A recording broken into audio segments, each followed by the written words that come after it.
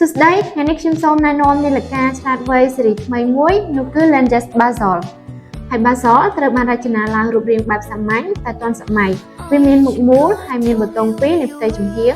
ហើយមកជាមួយនឹងខ្សែសាកម៉ាញ៉េទិកមួយនិងខ្សែដៃស៊ីលីកូនពីរគូផងដែរដែលវាមានកម្លាំងថ្ម280 មីលីអាំពែម៉ោងហើយអាចប្រើប្រាស់បានរយៈពេលពី5ទៅ7ថ្ងៃអេក្រង់ AMOLED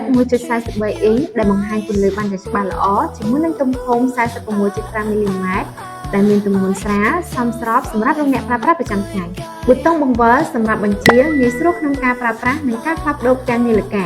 Bluetooth Call ជាមួយនឹង chip តែមួយគឺអាចទទួលការខលដោយផ្ទាល់មិនចាំបាច់ប្រើទូរស័ព្ទ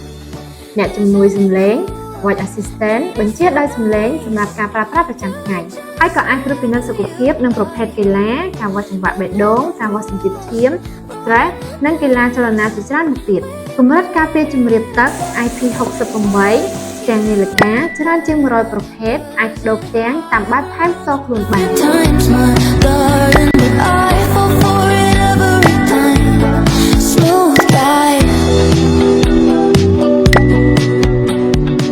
កំណត់ GPS តាមរយៈទូរស័ព្ទដើម្បីបង្ហាញទីតាំងពិតអាចកត់ត្រាតាមពេលវេលាចំនួនដងនិងផ្លូវដែលអ្នកបានធ្វើសកម្មភាព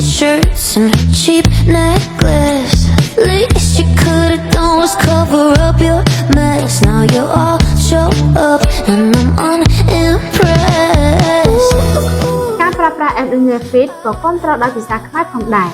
Langes Basel មិនមែនត្រឹមតែជានាឡិកាធម្មតាទេ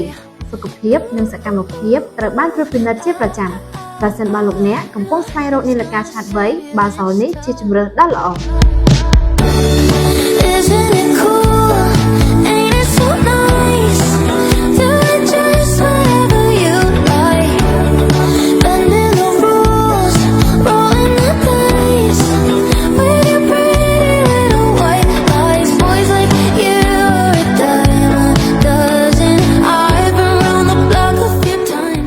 ផលិតដោយក្រុមហ៊ុន Langes Cambodia ផលិតផល Langes មានដូចជា speaker នាឡិកាឆ្លាតវៃកាសក្តៅត្រចៀកកាស Bluetooth ដុំសាកខ្សែសាក power bank ឧបករណ៍សាកឡានដង្លៃ AI 360 ដឺក្រេចិញ្ចែកទូរស័ព្ទ adapter បញ្ជូនទិន្នន័យកន្ទុយបារីកាមេរ៉ាសុវត្ថិភាព screen ខេសទូរស័ព្ទនិងឧបករណ៍អេឡិចត្រូនិកជាច្រើនមុខទៀត